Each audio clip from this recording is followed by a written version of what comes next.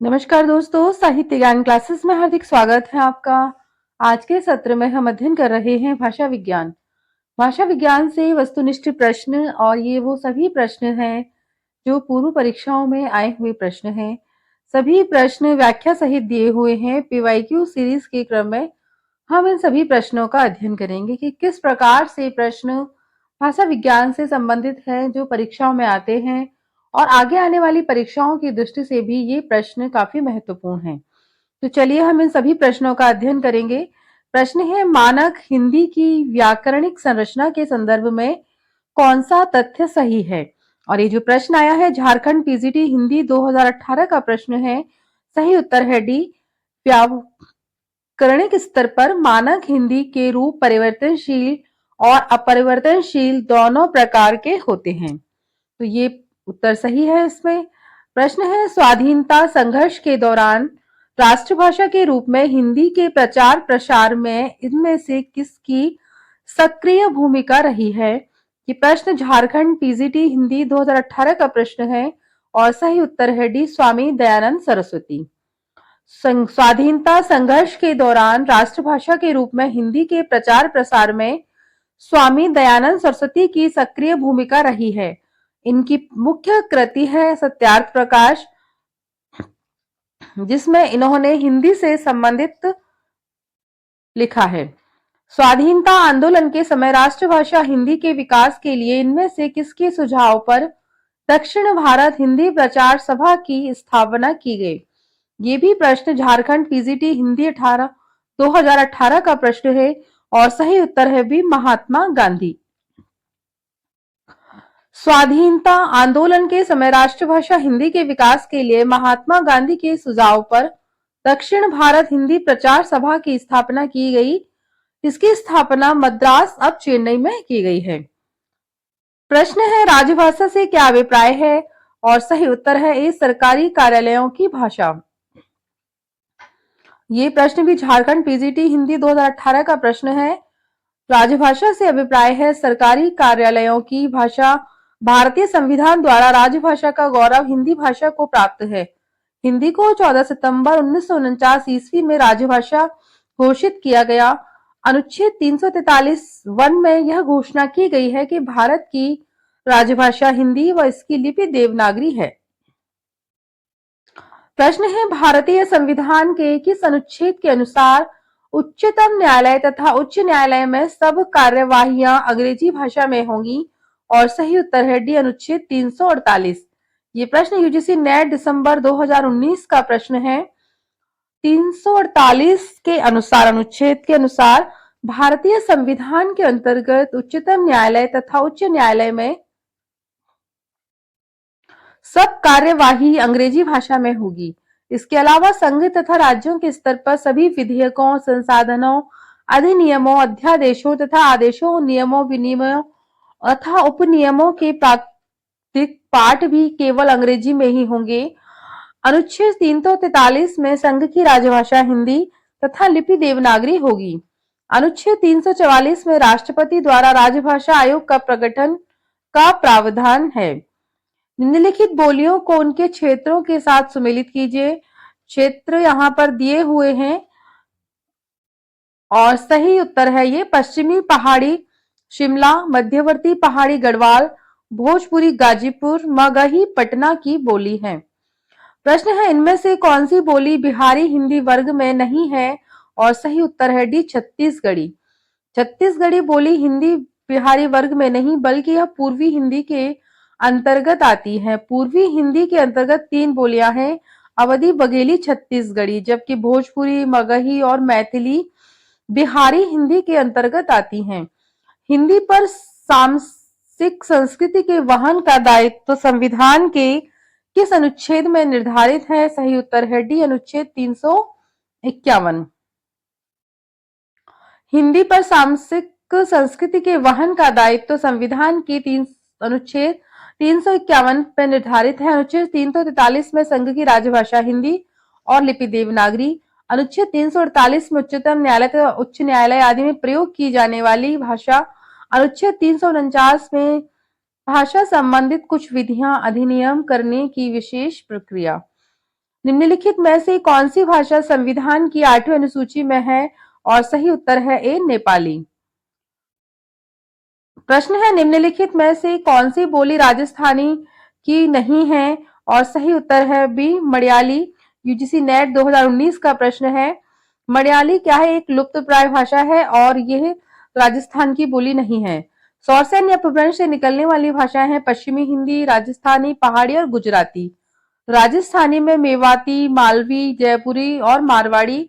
पश्चिम में कौरवी, खड़ी बोली, ब्रजभाषा, हरियाणवी, बुंदेली और कन्नौज। इसमें 5 बोलियां आती हैं पश्चिमी हिंदी में। भाषा शब्द किस धातु से बना है? और सही उत्तर है बी भाष धातु से। मध्य प्रदेश उच्च माध्यमिक शिक्षक भर्ती परीक्षा 2018 में प्रश्न आया है कि भाषा भाष धातु से बना है, जिसका अर्थ है वाणी को व्यक्त करना। इसके द्वारा मनुष्य के भावों, विचारों और भावनाओं को व्यक्त किया जाता है। हिंदी के कुछ भाषा वैज्ञानिकों ने भाषा के निम्नलिखित लक्षण बताए हैं। डॉक्टर बाबूराम सक्सेना कहते हैं कि जिन ध्वनि चिन्हों द्वारा मनुष्य परस्पर विचार विनिमय करता है उनको समस्त रूप से भाषा कहते हैं।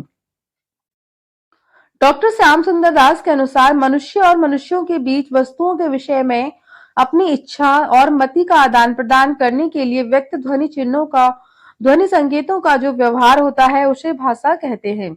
देवनागरी लिपि की वर्णमाला का क्रम वैज्ञानिक है। क्यों है? क्योंकि स्वर पहले और बाद में व्यंजन है। छत्तीसगढ़ असिस्टेंट प्रोफेसर परीक्षा 2009 में प्रश्न आया है। वैज्ञानिक क्रम इसलिए है पहले स्वर है उसके बाद व्यंजन आते हैं। ब्राह्मी की उत्तरी शैली से 4वीं और 5वीं सदी में गुप्त लिपि तथा गुप्त लिपि से 6ठी सदी में कुटिल लिपि विकसित हुई है। इसी कुटिल लिपि से 9वीं सदी के लगभग नागरी के प्राचीन रूप का विकास हुआ, जिसे प्राचीन नागरी या देवनागरी कहते हैं।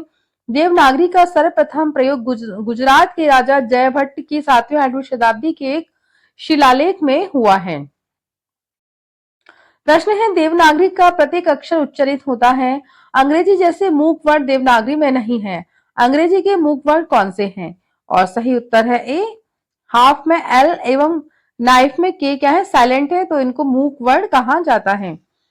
छत्तीसगढ़ असिस्टेंट प्रोफेसर परीक्षा 2009 में प्रश्न आया है।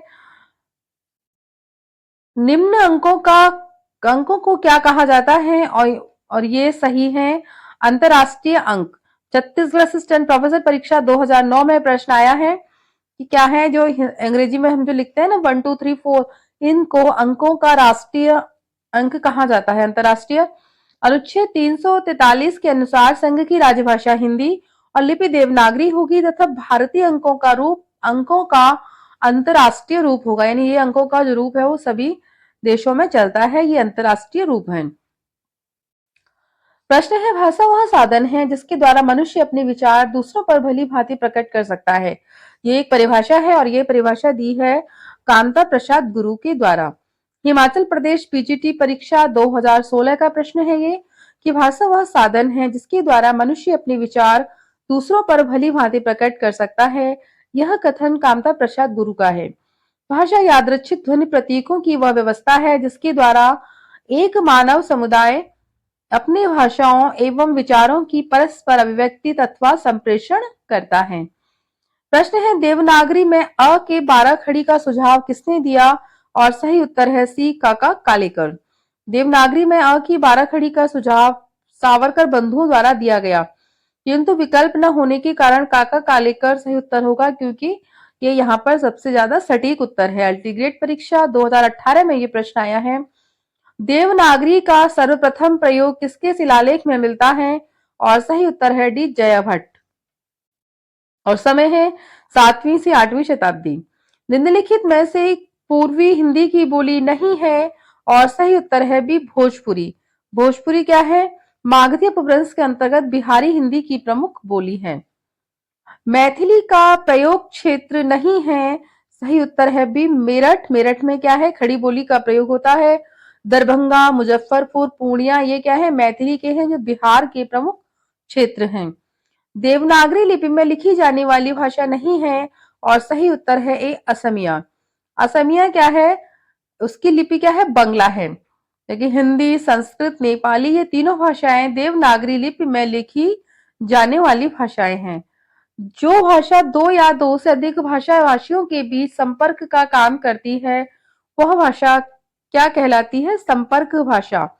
दो भाषा भाषियों के बीच संपर्क का काम करने वाली भाषा संपर्क भाषा कहलाती है। एक भाषा भाषी जिस भाषा के माध्यम से किसी दूसरे भाषा के बोलने वाले शब्दों के साथ संपर्क स्थापित कर सकते हैं उसको संपर्क भाषा या जनभाषा कहा जाता है। प्रश्न है, देवनागरी लिपि के विकास में ज, ग, क आदि ध्वनियां वर्ण आए हैं और सही उत्तर है बी, संस्कृत से। ज, ग, क आदि ध्वनियां वर्ण संस्कृत से आई हुई ध्वनियां हैं। दक्षिणी राजस्थानी की प्रतिनिधि बोली है मालवी। प्रश्न है, निम्न में से कौन सा हाड़ौती बोली का क्षेत्र नहीं है? सही उत्तर है सी, धौलपुर। धौलपुर हाड़ौती बोली का क्षेत्र नहीं है बल्कि यह मेवाती बोली का क्षेत्र है। इसके अंतर्गत आने वाली क्षेत्र अलवर, भरतपुर, करौली, कोटा, बूंदी, झालावाड़ इत्यादि क्षेत्र हैं। निम्नलिखित में से मानक हिंदी का आदर्श एवं मानक क्षेत्र है मेरठ। मेरठ मानक हिंदी का आदर्श एवं मानक क्षेत्र है। सिंहल के लोग किस भाषा को मागधी भाषा कहते हैं? सही उत्तर है बी, पाली भाषा को। कौन सी भाषा मध्यकालीन आर्य भाषा नहीं है? और सही उत्तर है डी, संस्कृत। संस्कृत मध्यकालीन आर्य भाषा नहीं है, संस्कृत प्राचीन आर्य भाषा है। मध्यकालीन भारतीय आर्य भाषाएं कौन सी हैं? पाली, प्राकृत और अपभ्रंश। इसका समय 500 से प्रथम ईस्वी तक, प्रथम से 500, 500 से 1000 ईस्वी तक माना गया है। बिहार की तीनों बोलियों का एक वर्ग बनाकर बिहारी नाम किसने दिया है? ग्रियर्सन के द्वारा दिया हुआ नाम है ये। ग्रियर्सन ने पहली बार लिंग्विस्टिक सर्वे ऑफ इंडिया में वर्तमान उत्तरी बिहार और दक्षिण पश्चिमी उत्तरी प्रदेश में बोले जाने वाली भाषाओं के सम्मिलित स्वरूप जो वहां की क्षेत्रीय हिंदी में परिलक्षित होता है उसे बिहारी नाम दिया है। डॉक्टर ग्रियर्सन ने, अगला प्रश्न है, डॉक्टर ग्रियर्सन ने राजस्थानी बोलियों को कितने वर्गों में रखा है? सही उत्तर है सी, 5। वो कौन कौन सी हैं? पश्चिमी राजस्थानी जिसे मारवाड़ी तथा उसकी बोलियां हैं उसके अंतर्गत, उत्तरी पूर्वी मेवाती और अहिरवाटी, मध्य पूर्वी राजस्थानी ढूंढानी तो उसकी उपबोलियां, दक्षिणी पूर्वी मालवी और रांगड़ी, दक्षिणी की है निमाड़ी बोली और मेवाड़ी। प्रश्न है, पश्चिमी हिंदी उपभाषा वर्ग में नहीं है और सही उत्तर है सी, बघेली। हरियाणा असिस्टेंट प्रोफेसर परीक्षा 2017 का ये प्रश्न है, बघेली पश्चिमी हिंदी उपभाषा वर्ग में नहीं है। पश्चिमी हिंदी उपभाषा वर्ग के अंतर्गत कौरवी, खड़ी बोली, हरियाणवी, कन्नौजी, ब्रज, बुंदेली बोली आती हैं, जबकि बघेली, अवधी और छत्तीसगढ़ी ये पूर्वी हिंदी वर्ग की बोलियां हैं। पूर्वी हिंदी वर्ग में 3 आती हैं और पश्चिमी हिंदी वर्ग में 5 बोलियां आती हैं। तो आपको याद रखना है। आज की वीडियो अच्छी लगी है तो लाइक कीजिए, चैनल को सब्सक्राइब कीजिए, शेयर कीजिए और कमेंट्स कीजिए। आगे आने वाले सत्रों में जुड़े रहिए, हम इसी प्रकार अन्य तथ्यों का अध्ययन करेंगे। धन्यवाद।